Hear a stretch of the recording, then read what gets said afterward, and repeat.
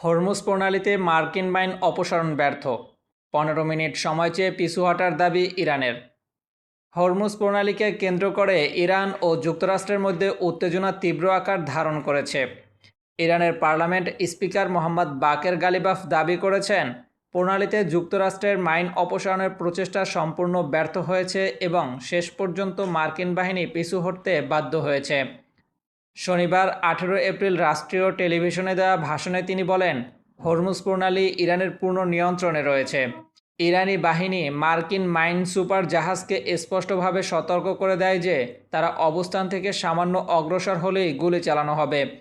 গালিবাফের দাবি অনুযায়ী এই পরিস্থিতিতে মার্কিন পক্ষ 15 মিনিট সময় চায় এবং পরে এলাকা ত্যাগ করে। তিনি এই ঘটনাকে ইরানের কৌশলগত অবস্থানের সাফল্য হিসেবে উল্লেখ করেন। তিনি আরও বলেন, পাকিস্তানের রাজধানী ইসলামাবাদের চলমান যুদ্ধবিরতি আলোচনার সময় যুক্তরাষ্ট্রের এই পদক্ষেপকে চুক্তি লঙ্ঘন হিসেবে বিবেচনা করা হয়েছে এবং এ বিষয়ে ইরান সরাসরি সতর্কবার্তা দিয়েছে। বর্তমানে হরমুজ প্রণালীতে যে কোনো জাহাজ চলাচল ইরানের সঙ্গে সমন্বয় করে এবং তাদের নির্ধারিত নিয়ম মেনেই সম্ভব বলে দাবি করেন তিনি। একই সঙ্গে সতর্ক করে বলেন, যুক্তরাষ্ট্র যদি ইরানি বন্দরগুলোর উপর আরোপিত নৌ অবরোধ প্রত্যাহার না করে তবে প্রণালীতে জাহাজ চলাচল আরও সীমিত করা হতে পারে। অন্যদিকে যুক্তরাষ্ট্রের প্রেসিডেন্ট ডোনাল্ড ট্রাম্প পূর্বে হুঁশিয়ারি দিয়ে বলেছেন, হরমুজ প্রণালী বন্ধ করে ইরান যুক্তরাষ্ট্রকে চাপ দিতে পারবে না। তবে এ ঘটনার বিষয়ে এখন পর্যন্ত মার্কিন পক্ষ থেকে আনুষ্ঠানিক কোনো প্রতিক্রিয়া পাওয়া যায়নি।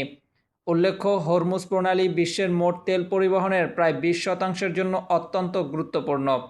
ফলে এ অঞ্চলের উত্তেজনা বৈশ্বিক জ্বালানি বাজারে বড় ধরনের প্রভাব ফেলতে পারে বলে আশঙ্কা করা হচ্ছে।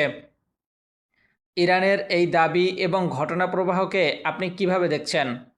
ইরানের বর্ণনা অনুযায়ী মার্কিন বাহিনীর পিছু হটাকে আপনি কিভাবে মূল্যায়ন করছেন? আপনার মতামত জানাতে পারেন আমাদের কমেন্টস বক্সে। আন্তর্জাতিক ডেস্ক, মাহাদি হাসান, আজিমা টিভি।